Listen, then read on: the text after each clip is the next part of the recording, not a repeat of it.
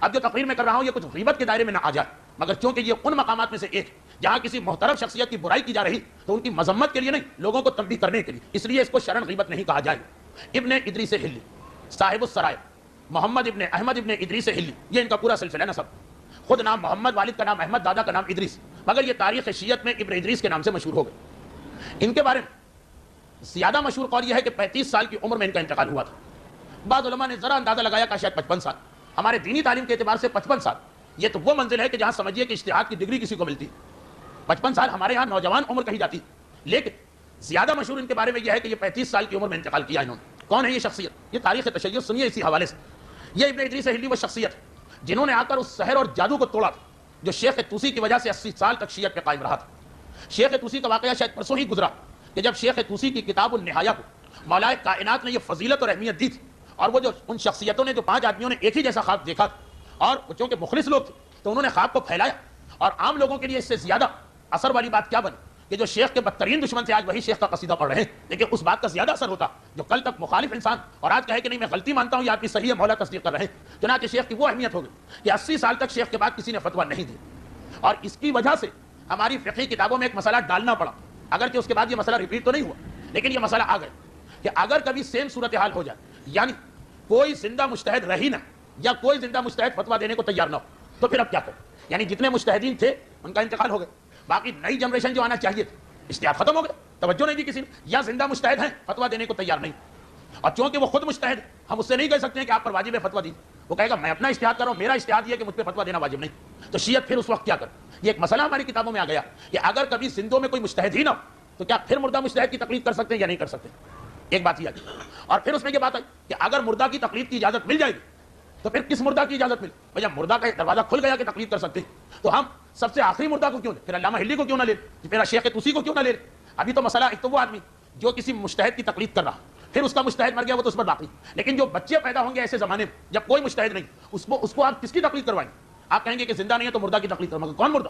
جو سب سے آخری مرا ہوگا، کیا دلیل؟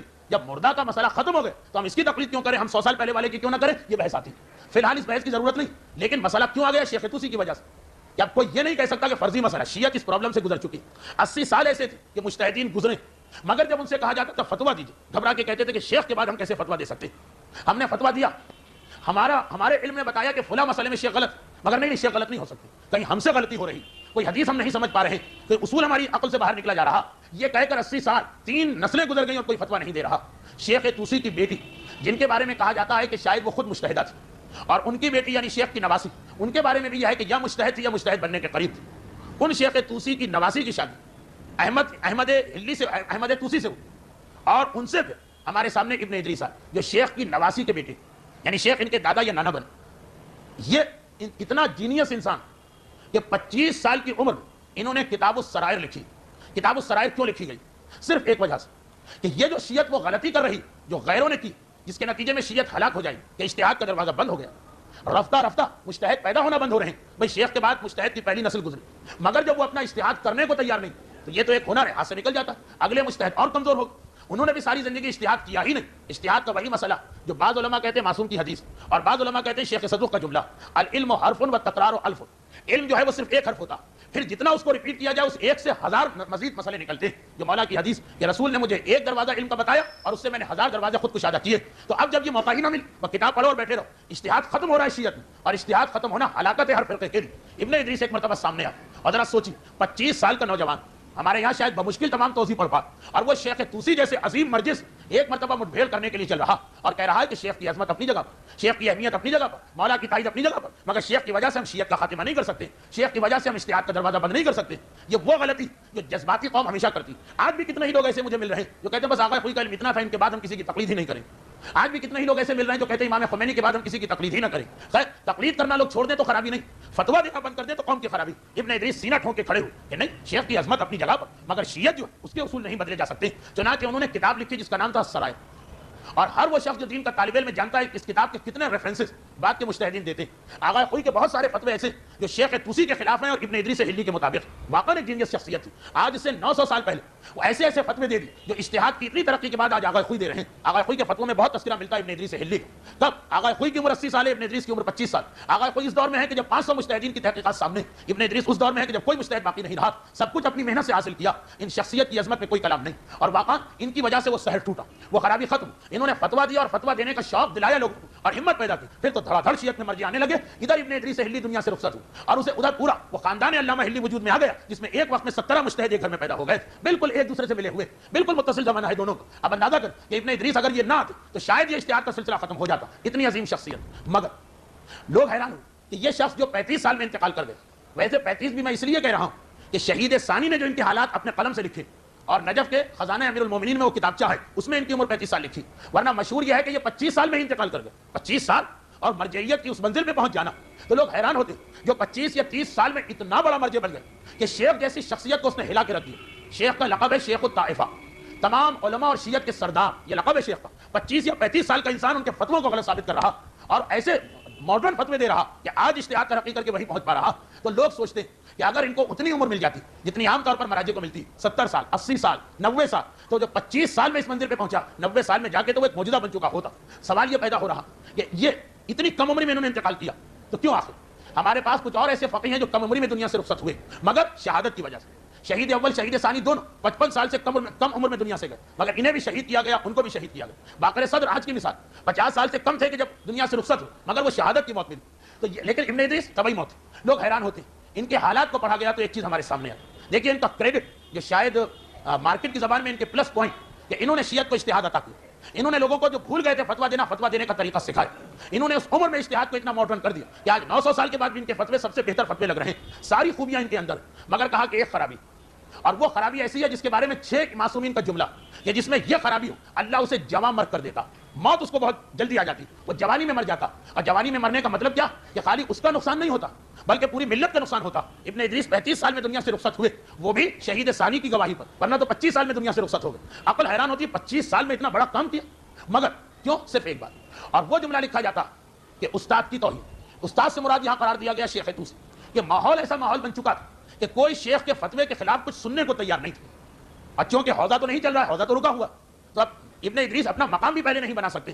وہ کہتے بھی ہیں کہ بھائی شیخ کی اہمیت اپنی جگہ، مگر فلاں فتوے میں شیخ نے غلطی کی۔ لوگوں نے کہا یہ کیسے ہو سکتا، تم صحیح کہہ رہے ہو 20 سال کے لڑکے اور شیخ نے غلطی کی، یہ ممکن نہیں۔ چنانچہ ان کو مجبورا، یہ دیکھیے خدا کے پاس یہ کوئی جواز نہیں، مگر انہوں نے خود ایک جواز بنایا، کہا کہ شیخ کا اثر ختم کرنے کے لیے مجھے لامحالہ شیخ کی ذات پہ اٹیک کرنا پڑے گا، اتنا کھل کے بات کرنا پڑے گی۔ فلاں مسئلے میں شیخ لاپرواہ، فلاں مسئلے میں سوچے سمجھے بغیر فتوا، فلاں مسئلے میں حدیث کو پڑھائی، فلاں مسئلے کے اندر قرآن کی آیت بھول گئے۔ یہ اسٹائل انہوں نے اختیار کیا تاکہ ایک مرتبہ ذہنوں کو جھٹکا لگے، لوگ پھر چونک کے دیکھیں حدیث شیخ چھوڑ گئے کون سی حدیث، آیت شیخ بھول گئے کون سی آیت۔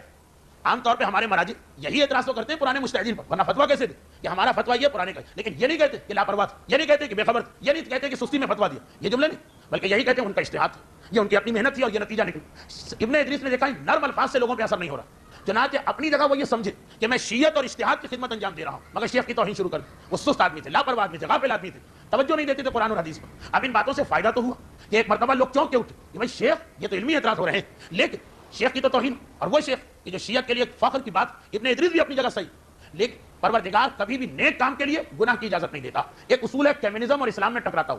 کمیونسٹوں کی فلسفی یہ تھی، ایک زمانے میں تو دانتوں پسینہ آتا تھا کمیونسٹوں سے مقابلہ کرنے، لیکن خیر اپنا تابوت وہ خود ہی دفن کر چکے ہیں، پھر بھی ان کی ایک فکر تھی کہ مقصد اگر نیک ہو تو ذریعہ جو ہے وہ برا ہو جائے کوئی حرج نہیں۔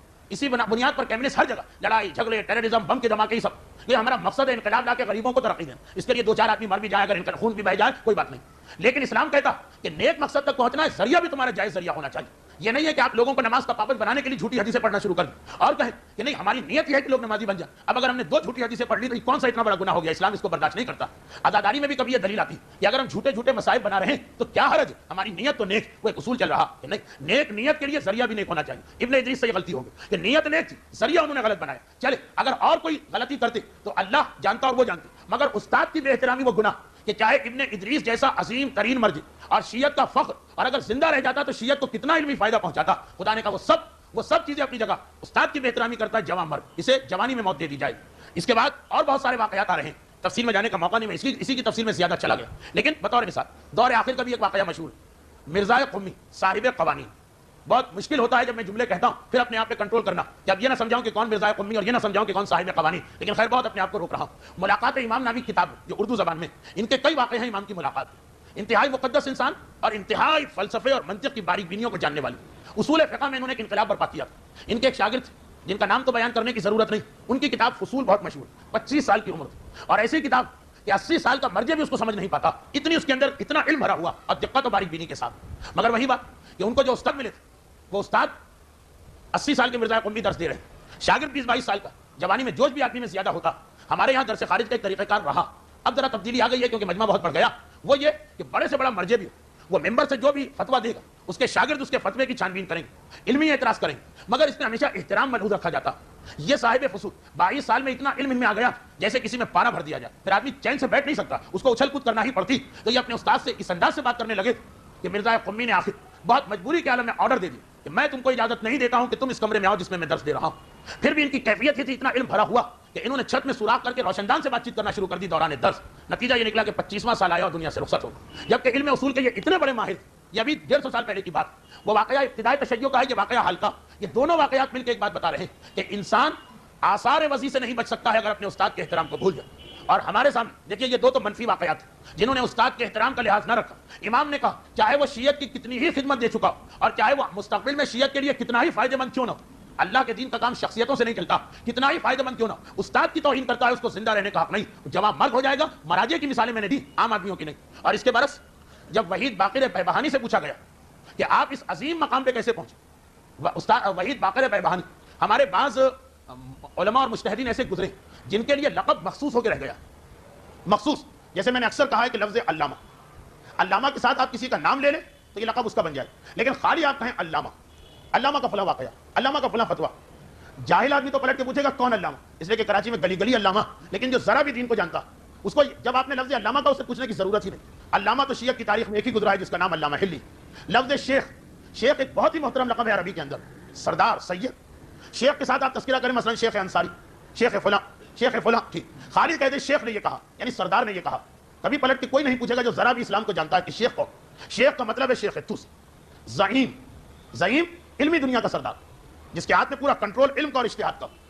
اگر آپ کہیں زعیم قطب الگ مسئلہ، آپ کہیں 50 سال پہلے کے زعیم الگ مسئلہ، خالی کہیں کہ زعیم نے یہ کہا، زعیم یا آغا خود اور کوئی ہے ہی نہیں جو ذرا بھی دین کو جانتا.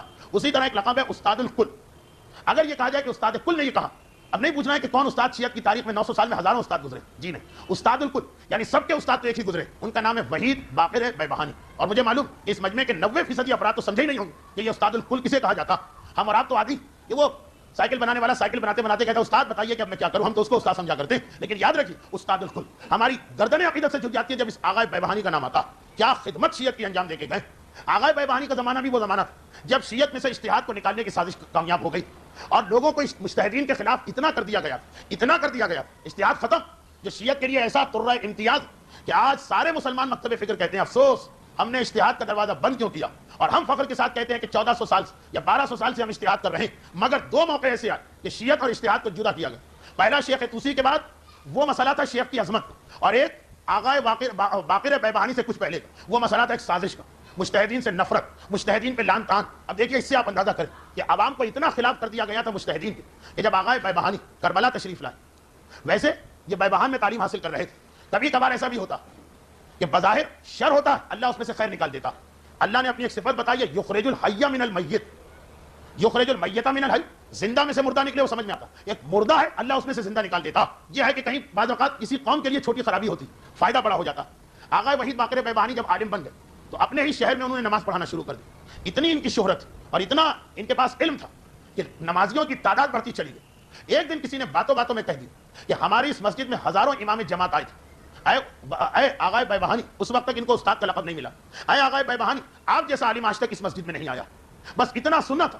اسی وقت استعفیٰ دیا، سامان کو لپیٹا اور نکل کھڑے ہوئے بیبہان سے. اور صرف کربلا جا سکتے ہیں کہیں اور نہیں. کیوں؟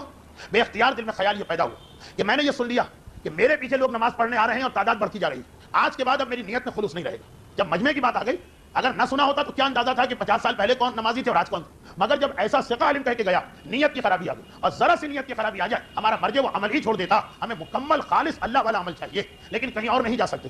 جہاں جائیں گے بیبہان کے لوگ پہنچ جائیں گے اور اصرار کر کے لے آئیں گے. اسرار کیوں کریں گے؟ یہ خود بے بہان کے، کسی کے ان کے والد سے تعلقات، کسی کے ان کے چچا سے تعلقات، کسی کے ان کے دادا سے تعلقات، اور بزرگوں کا احترام شاید یہاں نہیں محفل مرتضیٰ میں آیا، آثار وسیع کا ایک ہی جگہ سمجھ میں آتی ہے، کربلا چلے جا، بہترین بہانہ بھی ہو جائے گا کہ میں امام مظلوم کے شہر میں آیا ہوں، علم دین حاصل کرنا چاہتا ہوں، باقی کسی اور شہر میں جاؤ گے لوگ کہاں مانیں گے؟ کربلا پہنچ گئے، اور کربلا پہنچے تو وہاں ایک عجیب ماحول دیکھو، مجتہدین کے خلاف نفرت جو آج کل پھیلائی جا رہی، ایک سازش چل رہی ہے اندرونی طور پر، اتنی زیادہ تھی اس دور کے اندر کہ کربلا کے لوگ اگر کسی مجتہد سے کبھی قرآن لیتے تھے، کوئی مجتہد ہے آ گیا، اس نے قرآن پکڑا، مثلا مسجد میں قرآن پڑھ کے رکھ دیا، امام باڑے میں قرآن پڑھ کے رکھ دیا، وہ پہلے اس قرآن کو لے جا کے پانی سے پاک کرتے تھے، اس کے بعد اس قرآن کو ہاتھ لگاتے تھے کہ مجتہد کا ہاتھ لگ جائے اگر قرآن سے، چاہے وہ سوکھا ہاتھ کیوں نہ ہو، یہ قرآن تک نجس ہو کے رہ گیا، اس قرآن کی تلاوت نہیں کی جا سکتی۔ ابھی بھی پاکستان نہ اتنی نفرت ہوئی ہے اور نہ ہی اللہ کرے کہ کبھی ہم یہ حماقت کریں، لیکن کربلا میں یہ ماحول بن چکا، کربلا میں یہ ماحول بن چکا جو اس وقت شیعت کا حوزہ علمیہ، اس وقت وحید باقر کا وہاں پہنچ جانا ایک معجزہ ہو گیا، اگر بے بہان میں رہتے تو یہ مسئلہ بڑھتا چلا جاتا۔ کربلا آج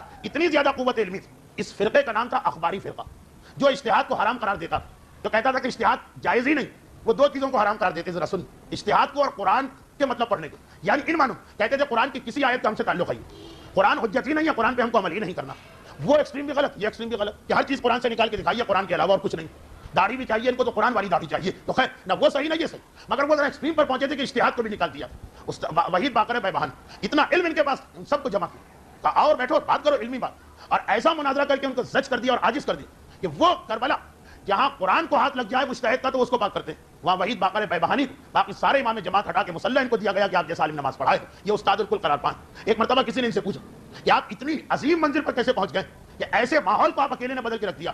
کہا فقط اس لیے کہ میں نے کوئی بھی غلطی زندگی میں کی، استاد کی توہین و بے احترامی کبھی نہیں کی، ہمیشہ اپنے اساتذہ کا احترام کیا، جس کی وجہ سے میں نے سب کچھ پایا۔ اور یہی آغا خوئی سے پوچھا جا رہا، کیا ہے آغا خوئی؟ آپ پیدا بھی ہوئے تو ایک ترکستان کے علاقے میں، کہ جہاں ایران میں عام طور پر وہاں والوں کو کم عقل سمجھا جاتا، ایک ایسے دور افتادہ علاقے میں، اور ایک عام سے گھر میں، علامہ ہلڈی جیسے مرجے کے گھر میں پیدا نہیں، اتنا علم آپ کے پاس کہاں سے آ گئے؟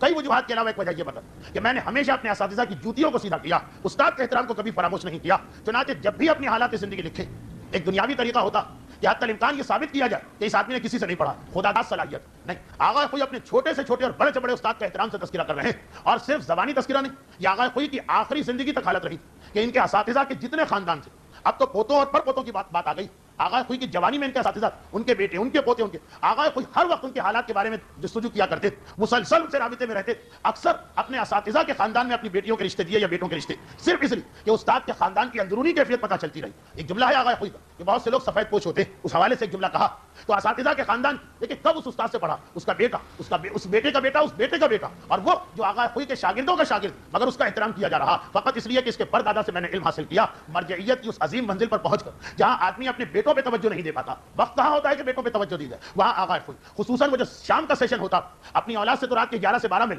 اور وہ بھی زیادہ تر بچوں سے کھیلتے رہے اور ان کو ٹافیاں دیتے رہے، مگر اساتذہ کے حالات معلوم کرتے رہتے تھے، ان کا خاندان کی سال میں، تو ایک انتہائی اہم اسلام کا پیغام بھی، اور وہ کتابی نہیں عملی بھی، کہ ہم نے تاریخ تشیع میں دیکھا کہ کتنی ہی اہم شخصیت استاد کی بے احترامی کی خدا نے اس کے نام کو مٹا دیا، یعنی جواب مرگ کر دیا، اور کتنا ہی عام شخص کیوں نہ ہو استاد کا احترام کر رہا ہے، خدا اسے ترقی پہ ترقی دے رہا، تو آغا خوئی کی زندگی کا ایک اور اہم پہلو، اساتذہ کی اہمیت کو نظر انداز نہ کرو، اور اسی لیے اکثر ایک حدیث نقل کیا کرتے تھے مولا کائنات کی، یہ مولا فرماتے کہ 3 چیزیں ایسی کہ جس میں انسان کو کبھی شرم نہیں کرنا چاہیے، 3 مسئلے ایسے ہیں جس میں انسان کو کبھی شرم نہیں کرنا چاہیے، اور ان 3 میں سے امام نے کہا اپنے باپ یا اپنے استاد کے لیے اس طرح کھڑا ہو جانا جیسے غلام آقا کو دیکھ کے کھڑا ہوتا، چاہے خود یہ آدمی کتنی ہی بڑی پوزیشن پہ کیوں نہ پہنچ گیا، ایک منزل آتی کہ اتنا بڑا آدمی کہ باپ بھی آ جائے تو ذرا شرمندگی ہوتی، یہ بوڑھے ہیں، ضعیف العقل ہیں، پتہ نہیں کیا کہہ دیں، مذاق نہ اڑ جائے، میری توہین نہ ہو جائے، لیکن میرا مولا کہہ رہا کہ اللہ، جملہ یہی، اللہ خود حیا والا ہے اور حیا کو پسند کرتا، مگر 3 چیزیں ایسی ہیں جہاں پہ اللہ بے شرمی کو پسند کرتا، یعنی وہاں پہ حیا کرنے کی کوئی ضرورت نہیں، اور ان میں ایک یہ کہ تمہارا مقام کتنا ہی بلند ہو جائے، اپنے باپ کے احترام کے لیے غلام کی طرح کھڑے ہو، اپنے استاد کے احترام کے لیے غلام کی طرح کھڑے ہو۔ آغا خوئی کی زندگی میں دونوں باتیں ملتی، والد آ جائیں در سے خارج نہیں دیتے، اور اساتذہ ان کے بیٹے کے بیٹے بیٹے کے بیٹوں کے پیچھے ہیں اور ان کا احترام کر رہے ہیں اور ان کے حالات